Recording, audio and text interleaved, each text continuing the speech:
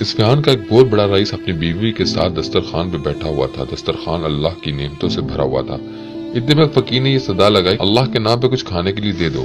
اس شخص نے اپنی بیوی کو حکم دیا کہ سارا دسترخوان اس فقیر کی جھولی میں ڈال دو۔ عورت نے حکم کی تعمیل کی۔ جس وقت اس نے فقیر کا چہرہ دیکھا تو دھاڑے مار کر رونے لگی۔ اس کے شوہر نے اس سے پوچھا، بیگم کیا ہوا؟ اس نے بتلایا کہ جو شخص فقیر بن کے ہمارے گھر پر دستک دے رہا تھا وہ چند سال پہلے اس شہر کا سب سے بڑا مالدار، ہماری اس کوٹھی کا مالک اور میرا سابق شوہر تھا۔ چند سال پہلے کی بات ہے کہ ہم دونوں دسترخوان پہ ایسے ہی بیٹھ کے کھانا کھا رہے تھے کہ جیسے کہ آج کھا رہے ہیں۔ کتنے میں فقیر نے صدا لگائی، میں 2 دن سے بھوکا ہوں، اللہ کے نام پہ کھانے کو دے دو۔ یہ شخص دسترخوان سے اٹھا اور اس فقیر کو اس قدر پٹائی کی کہ وہ لہو لہان ہو گیا۔ نہ جانے اس فقیر نے کیا بد دعا دی کہ کاروبار ٹھپ ہو گیا اور وہ شخص فقیر و خلاش ہو گیا۔ اس نے مجھے بھی طلاق دے دی۔